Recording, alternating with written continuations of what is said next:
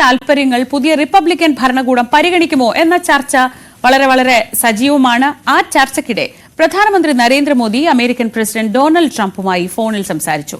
ട്രംപിന്റെ തെരഞ്ഞെടുപ്പ് വിജയത്തിന് ശേഷം ഇരു നേതാക്കളും തമ്മിൽ നടക്കുന്ന രണ്ടാമത്തെ സംഭാഷണമാണിത്. എന്റെ പ്രിയ സുഹൃത്ത് പ്രസിഡന്റ് ഡൊണാൾഡ് ട്രംപുമായി സംസാരിക്കാൻ കഴിഞ്ഞതിൽ സന്തോഷം. അദ്ദേഹത്തിന്റെ ചരിത്രപരമായ രണ്ടാം ടേമിന് അഭിനന്ദനങ്ങൾ. പരസ്പരം പ്രയോജനകരവും വിശ്വസനീയവുമായ പ്രവർത്തനത്തിന് ഞങ്ങൾ പ്രതിജ്ഞാബദ്ധരാണ്. ജനങ്ങളുടെ ക്ഷേമത്തിനും ആഗോള സമാധാനത്തിനും സമൃദ്ധിക്കും സുരക്ഷയ്ക്കും വേണ്ടി ഞങ്ങൾ ഒരുമിച്ച് നിൽക്കും. പ്രധാനമന്ത്രി മോദി എക്സിൽ കുറിച്ചു. US പ്രസിഡന്റ് സ്ഥാനം ഏറ്റെടുത്ത ട്രംപിനെ ഫോണിൽ അഭിനന്ദിച്ച ശേഷമുള്ള പ്രധാനമന്ത്രിയുടെ എക്സിലെ പ്രതികരണം വലിയ പ്രതീക്ഷ ഉണർത്തുകയാണ്. ട്രംപിന്റെ വിജയത്തിന് തൊട്ടുപിന്നാലെ നവംബർ 6-ന് ഇരു നേതാക്കളും ഫോണിൽ സംസാരിച്ചിരുന്നു. ട്രംപ് വൈറ്റ് ഹൌസിൽ എത്തിയതിനു ശേഷമാണ് രണ്ടാമത്തെ സംഭാഷണം. തെരഞ്ഞെടുപ്പിൽ ട്രംപിന്റെ പ്രധാന വിഷയമായിരുന്നു അനധികൃത കുടിയേറ്റവും വ്യാപാര നിയമങ്ങളും. ട്രംപിന്റെ നിലപാടുകൾ ഇന്ത്യക്ക് പ്രതികൂലമാകുമോ എന്ന ആശങ്ക ചർച്ചയാകുന്നതിനിടയിലാണ് ഇരു നേതാക്കളും തമ്മിലുള്ള ഫോൺ സംഭാഷണം. ട്രംപ് ഭരണകൂടം US കേന്ദ്രീകൃത വ്യാപാര നയം നടപ്പിലാക്കുമെന്ന് വ്യക്തമാക്കിയിട്ടുണ്ട്. വ്യാപാര നിയന്ത്രണങ്ങളും താരിഫ് വർധനയും IT, ഫാർമസ്യൂട്ടിക്കൽസ്, തുണിത്തരങ്ങൾ എന്നിവ ഉൾപ്പെടെയുള്ള ഇന്ത്യൻ വ്യവസായങ്ങളെ ബാധിക്കും. കുറച്ചു ദിവസങ്ങൾക്ക് മുമ്പ് ഇന്ത്യ ഉൾപ്പെടെയുള്ള ബ്രിക്സ് രാജ്യങ്ങൾ US ഡോളറിന് പകരമുള്ള പദ്ധതിക്കായി മുന്നോട്ടു പോയാൽ 100% തീരുവ ഇറക്കുമതിക്ക് ഏർപ്പെടുത്തുമെന്ന് ട്രംപ് ഭീഷണി മുഴക്കിയിരുന്നു. ഇരു രാജ്യങ്ങളും തമ്മിലുള്ള നയതന്ത്ര ബന്ധത്തിന്റെ ഭാവി നിരാശ പടർത്തുമോ എന്ന് തോന്നുന്ന സാഹചര്യത്തിൽ ഇരു നേതാക്കളും തമ്മിലുള്ള ഫോൺ സംഭാഷണം ആശ പടർത്തുകയാണ്. News desk, news 18. ഇപ്പോൾ ന്യൂജേഴ്സിയിൽ നിന്ന് നമ്മളോടൊപ്പം ന്യൂസ് 18 പ്രതിനിധി ഡോക്ടർ സജിമോൻ ആന്റണി ചേരുന്നുണ്ട്. Good morning doctor Sajimon. ഇപ്പോൾ കഴിഞ്ഞ ദിവസങ്ങളിൽ ട്രംപ് അധികാരത്തിൽ വന്ന ശേഷം നമ്മൾ സംസാരിക്കുമ്പോഴൊക്കെ ഇന്ത്യ ഉൾപ്പെടെ ബാധിക്കുന്ന കുറെ പുതിയ നയങ്ങളെക്കുറിച്ചൊക്കെയാണ് സംസാരിച്ചത്. അപ്പോൾ അങ്ങനെ ഇന്ത്യക്ക് വളരെ വലിയ തിരിച്ചടിയാകുന്ന, ഇന്ത്യയിൽ നിന്നുള്ള ലക്ഷക്കണക്കിന് ഇമിഗ്രൻസിന് തിരിച്ചടിയാകുന്ന കാര്യങ്ങളൊക്കെ നടക്കുന്ന സമയത്ത് വളരെ അടുത്ത സുഹൃത്തുക്കളായ മോഡിയും ട്രംപും തമ്മിലുള്ള ബന്ധം എങ്ങനെയാവും എന്നൊരു കൗതുകം എല്ലാവരിലും ഉണ്ടായിരുന്നു. ആ ബന്ധം അതേപോലെ തുടരാൻ കഴിയുമോ ഈ സെക്കൻഡ് ടേമിൽ എന്നൊക്കെയുള്ള ആശങ്കകൾ ഉണ്ടായിരുന്നു. അതിനിടയിലാണ് ഇപ്പോൾ ഈ മോദിയുടെ ട്വീറ്റ് വരുന്നത്, അല്ലെങ്കിൽ ഇത്തരത്തിൽ ഇവർ തമ്മിൽ സംസാരിച്ചു എന്ന വിവരങ്ങളൊക്കെ വരുന്നത്. ഇത് അങ്ങനെ വലിയ ഫ്രിക്ഷൻ ഇല്ലാതെ തന്നെ ഇന്ത്യ അമേരിക്ക റിലേഷൻഷിപ്പ് മുന്നോട്ട് പോകും എന്നതിന്റെ ഒരു സൂചനയായി അവിടെയുള്ളവർ കാണുന്നുണ്ടോ? തീർച്ചയായും ഇപ്പോഴത്തെ രണ്ടാമത്തെ ഈ ഒരു സംഭാഷണം, ട്രംപ് ഭരണമേറ്റെടുത്ത ശേഷമുള്ള ഈ ഒരു സംഭാഷണം തീർച്ചയായും ഇന്ത്യൻ സമൂഹത്തിന് ഒരു പ്രതീക്ഷ നൽകുന്നതാണ് എന്നുള്ള കാര്യത്തിൽ സംശയമില്ല. എന്നാലും ഇവിടെ നിന്ന് നോക്കിക്കാണുമ്പം ട്രംപിന്റെ പോളിസികളെല്ലാം അമേരിക്ക ഫസ്റ്റ് എന്നുള്ള ആ ഒരു പോളിസിയിൽ അധിഷ്ഠിതമായിട്ടാണ്. അപ്പൊ അങ്ങനെ പറയുമ്പോൾ രണ്ട് കാര്യങ്ങളിലാണ് നമുക്ക് നെഗറ്റീവായിട്ട് ബാധിക്കാനുള്ള പോസിബിലിറ്റി ഉള്ളത്. ഒന്ന്, ഇമിഗ്രേഷൻ. കാരണം നമ്മൾ ഇന്ത്യയിൽ നിന്ന് ഒട്ടനവധി ആൾക്കാർ, ലക്ഷക്കണക്കിന് ആൾക്കാർ H1, L1 തുടങ്ങിയ ടെമ്പററി വിസയിൽ അല്ലെ വർക്ക് വിസയിൽ അമേരിക്കയിൽ വർക്ക് ചെയ്യുന്നുണ്ട്. അപ്പം അവരെയൊക്കെ പ്രതികൂലമായി ബാധിക്കുന്ന തരത്തിലുള്ള ഒരു എക്സിക്യൂട്ടീവ് ഓർഡർ ആയിരുന്നു ബർത്ത് റൈറ്റ് സിറ്റിസൺഷിപ്പ് ക്യാൻസൽ ആക്കിക്കൊണ്ടുള്ള ഒരു എക്സിക്യൂട്ടീവ് ഓർഡർ ട്രംപ് ഉത്തരവിട്ടത്. ഒന്ന്, അതോടൊപ്പം തന്നെ ഇങ്ങനെയുള്ള ഈ ഒരു ടൈറ്റ് ആയിട്ടുള്ള ഒരു പോളിസികൾ ഇമിഗ്രേഷൻ ആണെങ്കിൽ അത് ടെമ്പററി വിസയ്ക്കുള്ള കാലതാമസങ്ങൾ ഉണ്ടായേക്കാം എന്നുള്ള ഒരു ആശങ്കയൊക്കെ ഇന്ത്യൻ സമൂഹത്തിന് ഇപ്പോഴും ഉണ്ട് എന്നുള്ളതാണ് ഇവിടെ നിന്ന് നോക്കിക്കാണുമ്പോൾ ഒരു സത്യം.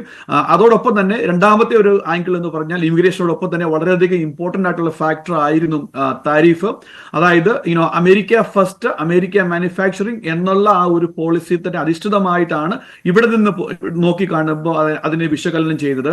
ഒരു പോളിസിയുടെ ഷിഫ്റ്റ് നോക്കുകയാണെങ്കിൽ, ഫോർ എക്സാമ്പിൾ ഇപ്പം ചിപ്പ്, സെമി കണ്ടക്ടർ മാനുഫാക്ചറിങ് ഒക്കെ ഒരു പരിധി വരെ ചൈനയും തായ്വാനെയൊക്കെ ഡിപ്പെൻഡ് ചെയ്യുകയായിരുന്നുവെങ്കിൽ 2 വർഷം മുമ്പ് ബൈഡൻ അഡ്മിനിസ്ട്രേഷൻ അതിന്റെ ഒരു ആ തായ്വാനിൽ നിന്ന് മാറ്റി ഇപ്പം ചൈനയായിട്ടുള്ള ഫ്രിക്ഷൻ ഉള്ള സ്ഥിതിക്ക് മറ്റു രാജ്യങ്ങൾ, ഇന്ത്യക്കും ബ്രസീലിനും ഒക്കെ കൂടി ഒന്ന് ഡിവൈഡ് ചെയ്ത് അങ്ങനെ ഒരു പോളിസിയിലേക്ക് പോയിരുന്നു. എന്നാൽ അതിലും ഒരു സ്റ്റെപ്പ് കൂടെ മുന്നോട്ട് പോയിട്ടുണ്ട്. അത് മാനുഫാക്ചറിങ് ഇവിടെ തന്നെ വേണം എന്നുള്ളൊരു വാശിയിലാണ് ട്രംപിന്റെ പോളിസികൾ ഇപ്പൊ പോകുന്നത്.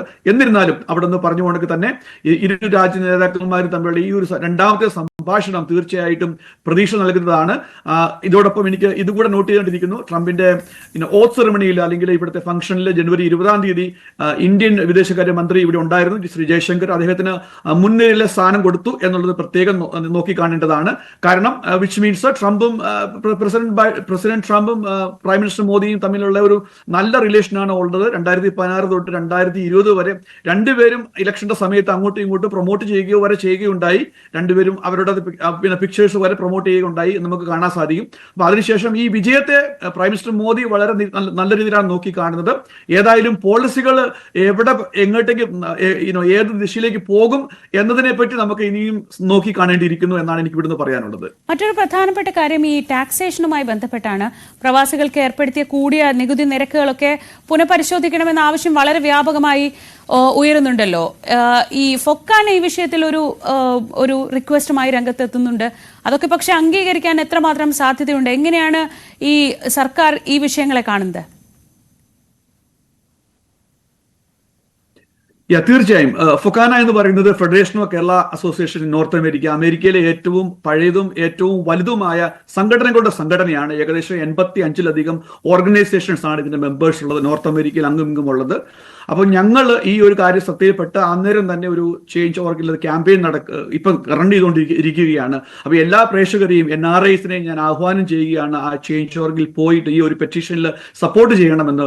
എന്താണെന്ന് ചോദിച്ചു കഴിഞ്ഞാൽ, ഇതുവരെ ഇന്ത്യയിൽ ഇന്ത്യൻ പൗരനും ഒരു NRIയും നമ്മൾ ട്രാൻസാക്ഷൻ നടത്തുകയാണെങ്കിൽ ക്യാപിറ്റൽ ടാക്സിന് പാരിറ്റി ഉണ്ടായിരുന്നു. രണ്ടുപേർക്കും 10% എങ്കിൽ ഇപ്പോൾ ഉള്ള പ്രപ്പോസലിനകത്ത് ഞങ്ങൾക്ക് അറിയാൻ പറ്റിയിരിക്കുന്നത് ക്യാപിറ്റൽ ടാക്സിനകത്ത് റിയൽ എസ്റ്റേറ്റ് ട്രാൻസാക്ഷനകത്ത്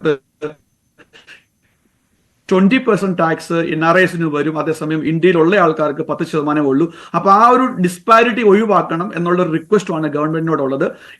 ഇതോടനുബന്ധിച്ച് ഫൊക്കാന ഓൾറെഡി ഫിനാൻസ് മിനിസ്റ്ററിയുമായിട്ടും പിന്നെ നമ്മൾക്ക് കേരളത്തിൽ നിന്ന് 2 മിനിസ്റ്റേഴ്സ് ആണ് ഉള്ളത്, ശ്രീ സുരേഷ് ഗോപിയും ശ്രീ ജോർജ് കുര്യനും. അവരുടെ മിനിസ്റ്ററിയുമായിട്ട് ഓൾറെഡി ഇമെയിൽ കമ്മ്യൂണിക്കേഷൻ ചെയ്തു കഴിഞ്ഞു. അപ്പൊ അവരോടെല്ലാം റിക്വസ്റ്റ് ചെയ്യുന്നത്, അതോടൊപ്പം കേരളത്തിൽ നിന്നുള്ള മറ്റ് MP-മാരോടും റിക്വസ്റ്റ് ചെയ്യുന്നത് ഇതാണ്, എല്ലാവരും ഒറ്റക്കെട്ടായിട്ട് NRIസിനെ സപ്പോർട്ട് ചെയ്യണം. കാരണം നിങ്ങൾ എല്ലാവരും സമ്മതിക്കുന്ന ഒരു കാര്യമുണ്ട്, NRIസിന്റെ കോൺട്രിബ്യൂഷൻ അത് കേരളത്തിന്റെ ഫിനാൻസിലേക്കാണെങ്കിലും ഇന്ത്യയുടെ ഫിനാൻസിലേക്കാണെങ്കിലും വളരെയധികം വലുതാണ്. അതിനെ ആർക്കും നെഗറ്റ് ചെയ്യാൻ പറ്റത്തില്ല. ബട്ട് അൺഫോർച്ചുനേറ്റ്ലി ഈ ഒരാഴ്ച എന്ന് പറയുന്നത് പ്രവാസികൾക്ക് അവിടെയാണെങ്കിലും ഇവിടെയാണെങ്കിലും വളരെയധികം ചിന്താജനകമായ അല്ല ആശങ്കാജനകമായ ഒരു സമയമാണ് എന്ന് എനിക്ക് തോന്നുന്നു. ഏതായാലും ഫിനാൻസ് മിനിസ്റ്റർ ഈ ഒരു റിക്വസ്റ്റ് പരിഗണിക്കും എന്നുള്ള പ്രതീക്ഷയിലാണ്.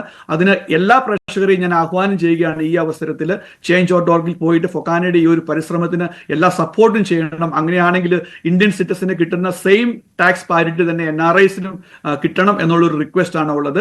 അപ്പം അതിനു വേണ്ടിയുള്ള എല്ലാ കാര്യങ്ങളും നടന്നുകൊണ്ടിരിക്കുകയാണ്.